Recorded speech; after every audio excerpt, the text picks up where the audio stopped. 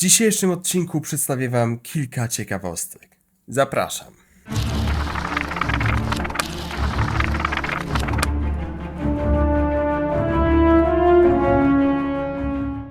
Czy wiedzieliście, że na Smoczej Skale żył dziki smok zwany Kanibalem? Uważa się, że mógł przybywać tam jeszcze przed przybyciem Targaryenów. Zasłynął z terroryzowania okolic Smoczej Skały, a ponurą sławę zyskał przez to, że żywił się innymi smokami, ich młodymi oraz smoczymi jajami. W czasach Tańca Smoków uchodził za jednego z najgroźniejszych smoków tamtego okresu. Co najciekawsze, jego dalszy los do dziś pozostaje nieznany. Niewykluczone, że przeżył aż do czasów obecnych wydarzeń książkowych. Ale na odpowiedź w sprawie jego dalszych losów fani najpewniej będą musieli poczekać do wydania kolejnej części Ognia i Krwi. Czy wiedzieliście, że utopiony Bóg czczony przez żelaznych ludzi może mieć coś wspólnego z innymi? Nie jest to potwierdzone wprost, ale w Tańcu ze Smokami czerwony kapłan Mokorro mówi Victarionowi, że utopiony Bóg jest jedynie sługą innego, czyli mrocznej siły, przeciwstawnej R'hllorowi. To samo w sobie nie musi jeszcze wiele znaczyć, bo mówi to kapłan obcej religii, patrzący na cudzych bogów przez własną wiarę. Ale jako ciekawostkę warto dodać też błazna Plamę, którego ciało po katastrofie statku Lorda Stefana Baratheona zostało wyrzucone na brzeg dopiero po 3 dniach. Blade, pomarszczone i lodowato zimne. A mimo to chłopak jakimś cudem się obudził.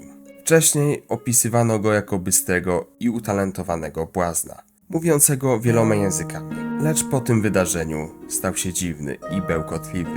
Właśnie dlatego część fanów podejrzewa, że Plama może być powiązany zarówno z utopionym Bogiem, jak i z jakąś mroczniejszą siłą stojącą za innymi. Czy wiedzieliście, że Edmure Tully był jedynym dowódcą, który pokonał Tywina Lannistera w otwartym polu? W bitwie przy Brodach skutecznie zablokował próbę przeprawy wojsk Tywina przez Trident i zmusił armię Lannisterów do odwrotu, odnosząc zwycięstwo nad Lannisterami. Jednak pomimo tego wyczynu Edmure w samej historii bywa traktowany jako ktoś nieporadny. Uncle, please sit.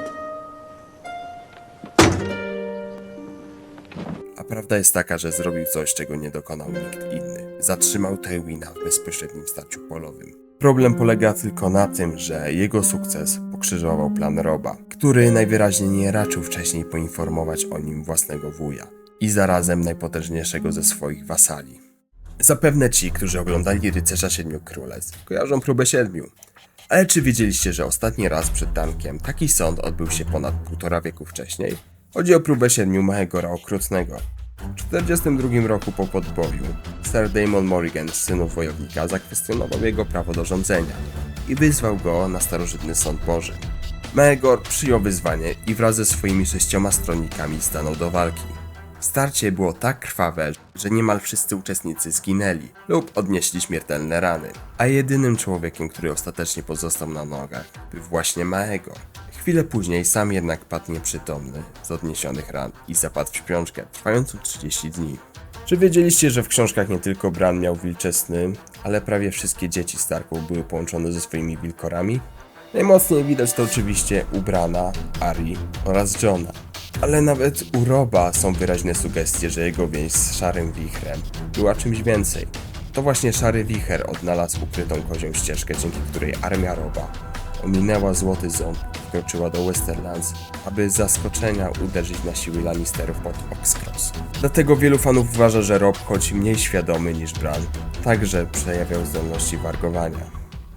Dzięki za oglądanie. Jeśli film Ci się spodobał, zostaw łapkę w górę, suba i widzimy się w następnym materiale. Pozdro!